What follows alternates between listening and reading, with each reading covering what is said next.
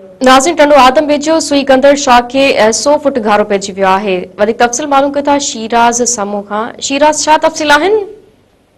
जी टंडो आदम शाखा सुई कंदड़ उन में ॻोठ वकार कादिर जोणे जे वटां जेको आहे सो ओचितो गारो पइजी वियो, जेको वधी 100 फुट थी वियो।